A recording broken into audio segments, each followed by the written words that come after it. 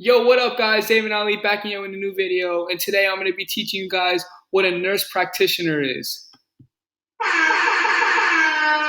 right. Also, this video is sponsored by Wish, so go buy their stuff and stuff. All right. Anyway, so this first picture here is what it would be like if I was a nurse, and that's that. That's me. That's my friend Brian, and that's Justin. So there's that. So what is a nurse practitioner? So a nurse practitioner is basically a nurse who's trained in taking care of sick people and being able to determine acute chronic illness. So these illnesses can be classified as small as a little cough, like a common cold, like a cough, or to as big as an asthma attack. So there's a lot of things going on there. So it's all over the place.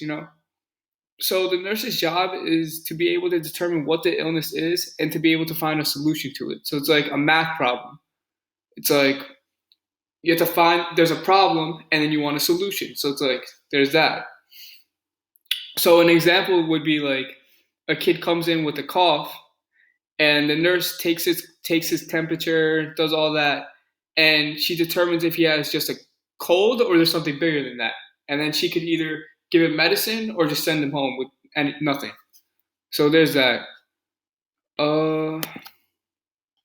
So after a lot of research that I've done on this, I found that there's a lot of unique skills that you need that these nurses have to be able to succeed at their job. So after I did a lot of research, I found out 4 major things that you need to succeed as a nurse practitioner. The first thing is they need to make critical decisions fast. They have so many patients coming in every day, in and out, that they need to make smart but good decisions fast. So there's that. That's the first thing. Second thing, they need to always think fast and smart. So it's basically they have to think very efficiently. And the third one, they need to have effective communication. If you don't have a nurse that knows how to speak, then it's that's really bad. I wouldn't want to have a nurse that doesn't know how to speak. The fourth one, they need to have a good attitude and a good personality. Because I wouldn't want to have a nurse that's just always mean. Because that would be terrible. I would not want that. All right. So there's a lot of things that people ask a lot of questions about the differences between a nurse and a doctor, and there's not that many differences between doctors and nurses, but there are some that are major. The first thing is doctors have to go through 12 years of school to get their degree, while nurses only have to go through 6. So it's cut that in half. So you still have to put in a lot of hard work to become a nurse, even if 6 years doesn't seem like a lot compared to what doctors have to go through. 6 years is a lot of work of studying and all that. So there's that. And nurses are trained to be able to identify a common ailment, like a common disease, like a cold or asthma, like I talked about before, while doctors are trained in the medical field to help diseases and even sometimes in surgery, give medicine to them. So a question that was asked a lot was, will nurse practitioners still be around in 10 years? Yes, they will be. According to U.S. Bureau of Labor Statistics, the need for nurse practitioners will go up now because the need for care for more old people are going up. So it's up. So you need more of that. And then, so according to this U.S. Bureau of Labor Statistics, the number is estimated to go up by 26%. So if anyone's looking to pursue a job as a nurse practitioner, they would be in good luck because they need a lot for the baby boomer generation. So now I'm going to demonstrate what nurse practitioners do. Since they're in the field, there's not a lot of things I could show in my house. So I can show you. I can write a prescription. So one thing I could do is I could show you how they write prescriptions for particular medications, including the frequency and dosage. So right here I have a water bottle and I have some Skittles. So let's pretend that these Skittles determine like the medication, and then I put the Skittles in, and then I cap it, and I would give it to a patient if they need it. So this medication would basically be non-steroidal anti-inflammatory drug, which is basically a drug used for like the common cold to get rid of a cough or something like that. So that's basic. So I just demonstrated how to write a prescription. Um, so throughout my research, I was really interested on like the daily life of a nurse practitioner and like what they do, right? So I looked up an article of someone who was a nurse practitioner and like what she did to like everything that she goes through every single day, just because I was curious. So after I read the article of what she goes through, it really opened my mind. Like that they have so much things going on every day that you always have to be ready for anything. Um, for example, one day could be like the slowest day of her life where like nothing happens. It's like a lot of slow cases. And then the next day it could be like all these hectic cases, case after case after case after case. So everything could be going crazy. So there's that.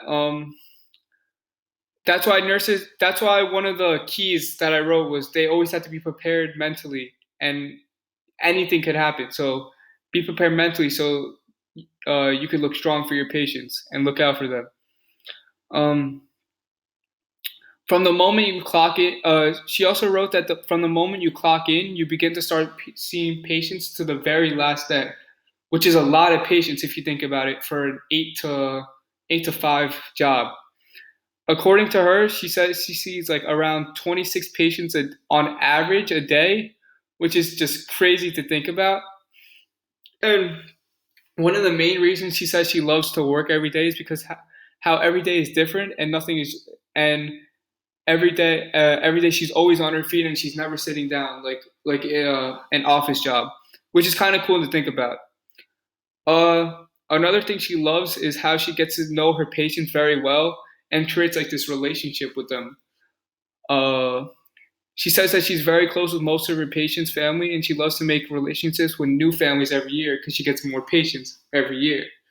So that was really cool. Another thing that I didn't add into this slide was how she was why she chose to become a nurse practitioner. And basically, she said she loves to help people out and loves to loves to put a smile on people's faces, which is really cool to think about. Um, so that brings me to my next slide: why people become nurse practitioners. So I looked through a lot of research of interviews from nurse practitioners, and I noticed the same trend from each of them. Which is why they decided to become a nurse. And most of them, if not all of them, said that they love seeing the satisfaction that they put on people's faces after they know they've helped someone out, which is really cool to think about. I think this may be one of the reasons why I may be pursuing to become a nurse practitioner because I love helping people out. And being able to help someone out is always a huge part of my life.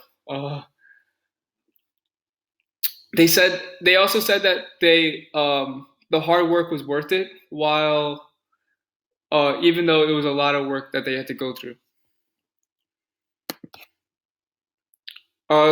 Another question that was asked that I'm asking is, how does this job relate to what's going on today? And basically, this job relates to everything that's going on today because even they're still known as first primary workers, so they still have to go into work every day and risk their lives, even though most people are sitting at home and not risking their lives. Um, so I think it pretty much shows it makes us like appreciate doctors, nurses, healthcare workers, and basically everyone who's out at work right now while this crazy virus is going on, because they're really the ones that holding us together like as a glue. They're holding us together during this crazy crisis. So it really makes us appreciate everything that that's going on during this virus. So now I have like these interesting facts about nurse practitioners that I thought you guys would want to know. So the first one here is Becoming a certified NP requires completing 500 didactic hours and 500 to 700 clinical hours. When I first saw that, I was like, whoa, 700 clinical hours to become an NP? And I thought, wow, that's crazy. Um, And then the second fact here is NPs, which is nurse practitioners, are being trained on a variety of EMR systems, making them the most technologically savvy candidates to come on the market yet. So when I saw this, I thought that was really cool how they're like advancing the new technology for the NPs to be able to be trained to like be in fashion with the new technology, which is really cool to think about. Um, the majority of the third fact is the majority of MPs spent several years working as registered nurses before entering their NP program. So this basically shows that they like most of them all started from like here and now they're going up. So they all like know what it's like to be a nurse and then a nurse practitioner. So that's really cool too. And then the last fact is NPs offer high quality, cost effective, patient centered healthcare. So it's basically showing that they're giving out like good type of healthcare for the NPs and like it's cheaper for them. So that's cool too. Right here I have my sources, uh, all of these. And I have like three questions to ask you guys. First one is, would you guys become a nurse practitioner after this? Do you think it's, and then the second question is, do you think it's an interesting job? With all the things that they have to do, they have to see patients like 20 to 26, and they still have to, so it's a lot of stuff that's going on. And third question is, would you rather take the extra 6 years and just become a doctor, or cut the years in half and become a nurse?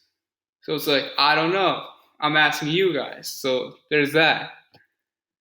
And then thanks for watching. Shout out to everyone in this picture. Those are my dogs. Shout out Dylan Nussbaum. Shout out Sofa. Shout out Kip for the sound effects. Shout out Nick. Shout out everyone, man. And thanks for watching. Yo, I just got a banger. It's a banger.